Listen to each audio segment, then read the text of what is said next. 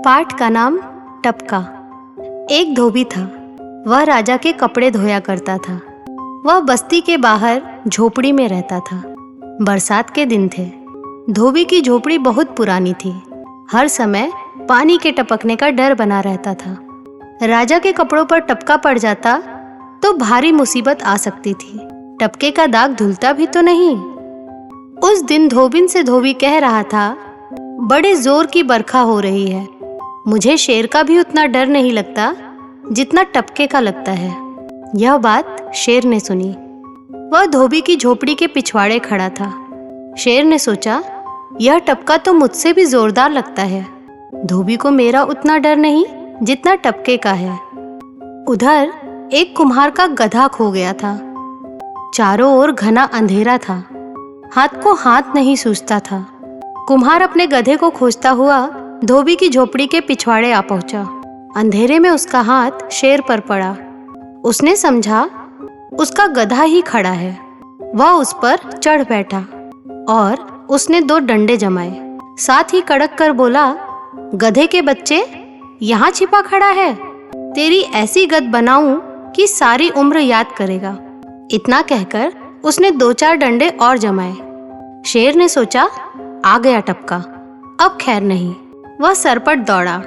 कुम्हार ने मन ही मन सोचा, यह गधा मेरा तो नहीं लगता, वह तो मरियल था। यह तो हट्टा कट्टा है, बिजली की तरह दौड़ रहा है। खूब हाथ लगा। शेर जंगल की तरफ दौड़ा जा रहा था। सहसा बिजली चमकी। बिजली के प्रकाश में कुम्हार ने देखा और वह सन्न रह गया। फिर बिजली चमकी। कुम्हार ने गौर से देखा। उसे पूर्ण विश्वास हो गया कि वह गधे पर नहीं, शेर पर सवार है। उधर शेर था कि तेजी से भागा चला जा रहा था। अजीब बात थी कि शेर कुम्हार से डर रहा था और कुम्हार शेर से। कुम्हार सोच रहा था कैसे जान बचे। रास्ते में एक बरगद का पेड़ मिला। उसकी जटाएं धरती तक लटक रही थी। शेर जब बरगद के पेड़ के नीचे से गुजरा तो कुम्हार ने उचक कर बरगद की जटा पकड़ ली। शेर को अपनी पीठ हल्की लगी तो उसे संतोष हुआ। वह अधिक तेजी से भागने लगा। वह सोच रहा था कहीं टपका फिर ना आ धमके। उधर कुम्हार ने सोचा कि मैं कहीं छिप जाऊं। उसने बरगद की एक खोखली जगह खोजी और वह उसमें छिपकर बैठ गया।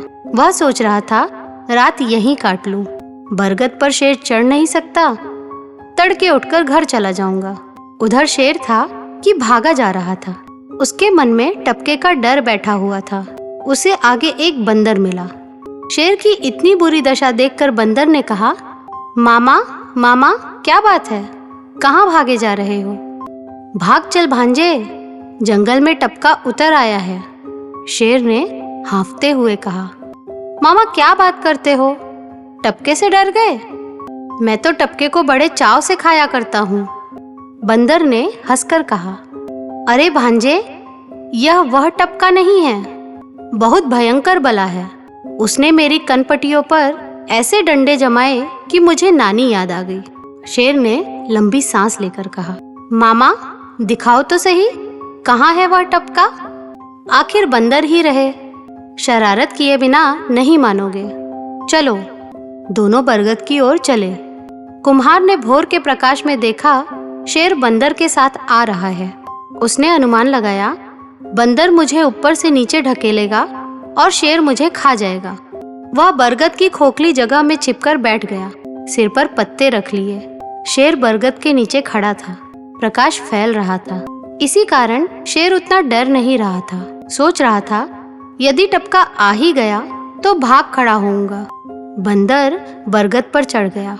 वह बरगद के फल तोड़ तोड़ कर नीचे फेंकता जाता और कहता, मामा क्या यह है टपका?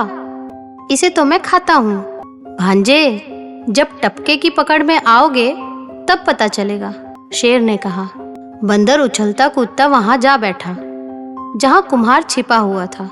उसकी पूंछ से पत्ते हट गए।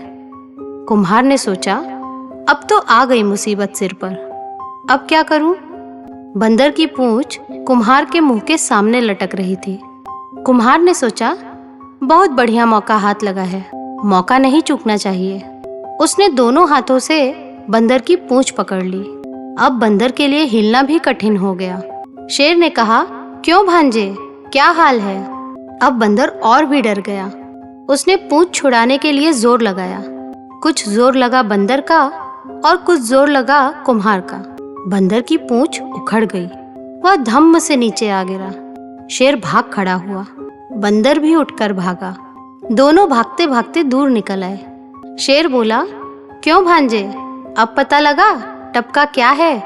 मामा कौन कहता है वह टपका था? वह तो पूंछ उखाड़ था। तो दोस्तों, ये था पुरानी हिंदी बाल भारती पुस्तक का एक पाठ। इसी प्रकार के पाठ एवं कविताएं सुनने के लिए हमारे चैनल के साथ जुड़े रहिए। मिलते हैं अगली कहानी में। तब तक के लिए धन्यवाद।